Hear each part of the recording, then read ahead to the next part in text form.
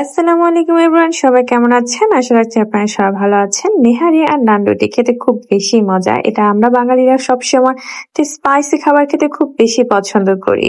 তো আজকে আমি কিভাবে নেহারি আর নান রুটি বানিয়েছি সেটাই আপনাদের সাথে শেয়ার করব। আর নেহারিটা আমি রান্না করি, এটা আমার শাশুড়ি রান্না করেছে। আমি ভালোভাবে নেহারিটা পরিষ্কার করে নিয়েছি, এটা ভালোভাবে ধুয়ে নিয়েছি।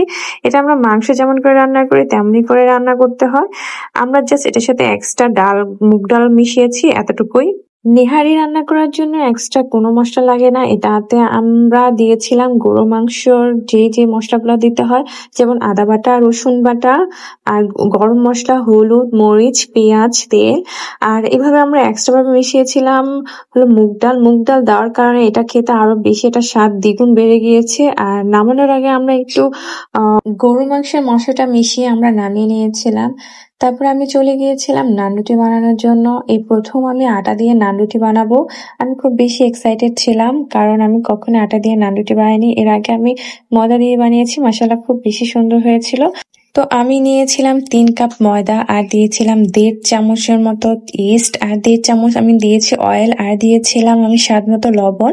আমি চিনিটা অ্যাড করিনি, চাইলে আপনারা চিনি অ্যাড করে নিতে পারেন, কারণ আমার মিষ্টি নান রুটি খেতে একদমই ভালো লাগে না। যার যার রুচির মতোই সবাই বানাবেন।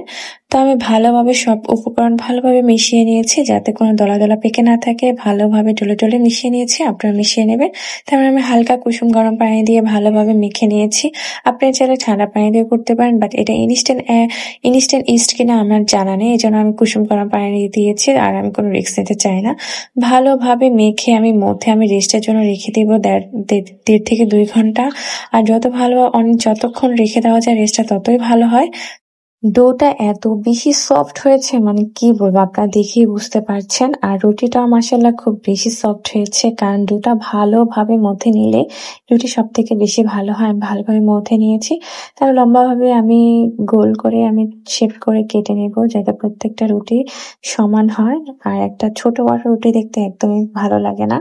আলহামদুলিল্লাহ আমার 7টা রুটি হয়েছে, আর একটা হলে বেশি ভালো হতো। যাই হোক, ডোটা এত বেশি সফট ছিল যে আমার রুটির গোলটা শেপ এত বেশি সুন্দর হয়েছে, মাশাআল্লাহ দেখতে যেমন সুন্দর, খেতেও খুব বেশি মজা হয়েছে। আর এটা তো ফুলে একদম ফুলকো ফুলকো হয়ে গিয়েছিল, আর এত বেশি সফট হয়েছে, মানে কি বলবো। অনেক সময় অনেক কিছু না দেখলে হয় না, খেতে হয়, দেখতে হয়।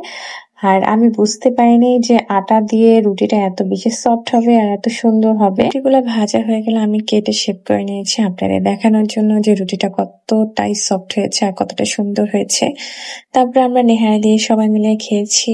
তো আজকে এই পর্যন্ত, আল্লাহ হাফিজ, সবাই ভালো থাকবেন। নিয়ে আসবেন নতুন আরেকটা ভিডিও নিয়ে। সবাই লাইক, কমেন্ট, শেয়ার করে দিবেন। আল্লাহ হাফিজ।